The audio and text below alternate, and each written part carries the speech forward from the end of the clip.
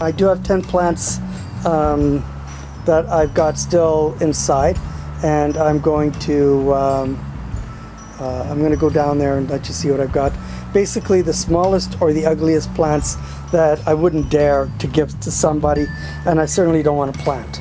So I will, I'm going to just keep them going all summer, all winter, and then next spring hopefully they'll be nice plants. And I'll probably do updates of them during the course of the year as well. Okay, it's January the 11th, and I thought I'd show you kind of an update on what is going on downstairs with those little tiny plants that I decided to pot up into the 8-inch pots and just grow. And they're kind of crazy. And I think it's time, it's almost time for me now to start seeding for my 2019 summer season. And I don't even have room for them. I don't have room to put anything in here. It's just been taken over. It's like a forest. And I do have peppers on some of the plants, but not all of them. And so I'll just kind of give you just a quick update on what's going on here. I have this ahi huachapan, and there's a pepper pod that's actually ripened. And normally, like if I do have peppers growing in the winter, they're small and they don't get too big, and they certainly don't end up looking like this, which is actually these are pretty nice peppers. So that's the huachapan. I have a bishop's crown. I just realized that there is a little pod on it. I've been waiting for this one in particular, because it's quite a beautiful plant. I mean, they're all pretty beautiful.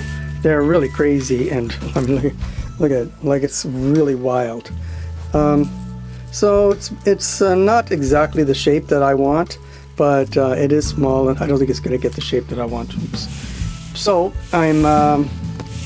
but I don't have any pepper plants where I have round pods. So I'm sure that this is a true bishop's crown, and I think I'll find that out in the summer, in the spring when I bring the plants out and plant them in the garden.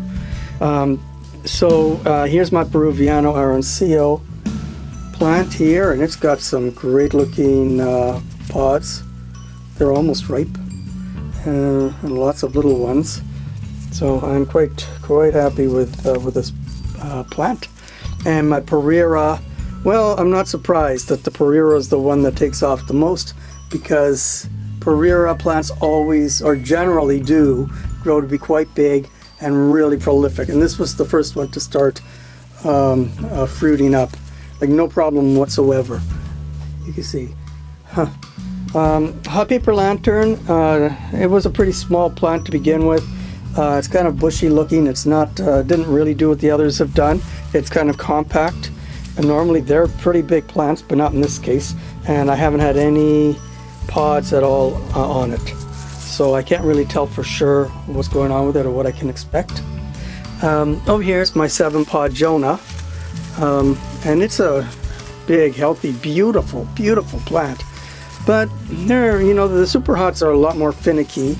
I'm probably too close to even be able to see it, but like lots of flowers, but I wouldn't say that there are too many, that there's too much else happening.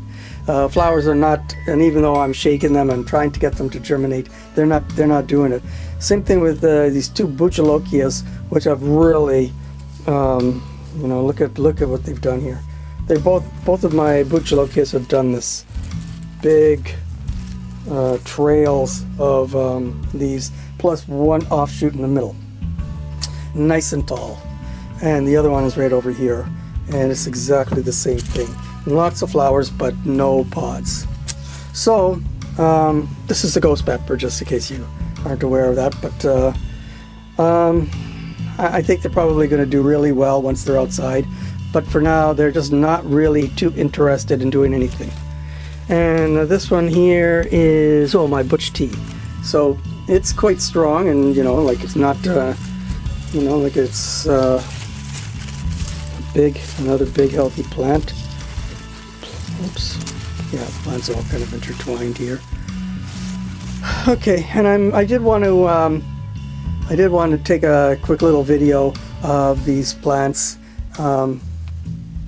just because they're too big, and at this point now I'm finding that I have to water them every 3 days because the roots have really taken over, and the plants are so big.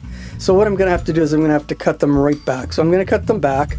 It still gives me a few months, maybe actually 5 months, 6 months for them to start taking off again. But in order to get them closer together, I'm going to have to cut them back. And then they won't require as much watering, I think, I hope anyway, and it should be good. But in any case, I'd say it's a pretty successful experiment, in that, you know, they've managed to stay alive all this time. And yeah, there have been some times that I've left them for a week, because I'm used to not watering my pepper plants even every week. But in this particular case, if I do that, they all look dead when I come down here, and then they're all looking at me accusingly as I come up. And I need to have lots of water down here, and I mean, it doesn't take long. But there are lots of like these Pereiras, I can harvest them. But I really wanted to keep them on there for the video. Anyway, so I'm going to harvest everything. I'll get some seeds from some of those peppers, and that'll be pretty cool. So that's it for now, and I'll probably do another video once I have them all cut back, and if I could cut them all back so that they can all kind of get jammed together, and on one side or maybe along the back. I don't think I'm going to have room for as many plants as I had. Like I had almost 100 plants last year, but obviously they're going to take up at least half the space, which isn't what I had in mind. But I had no idea what to expect, no idea. And this wasn't it. I can tell you, no matter what I thought I was going to get, this is not what I thought I was going to get. But I'm really happy with the way the plants look, and I hope that they can continue to stay healthy even after I've cut them back. But yeah, I'm going to make them more compact and reasonable in size, and hopefully everything will work out. Anyway, that's it for now. Thanks for watching.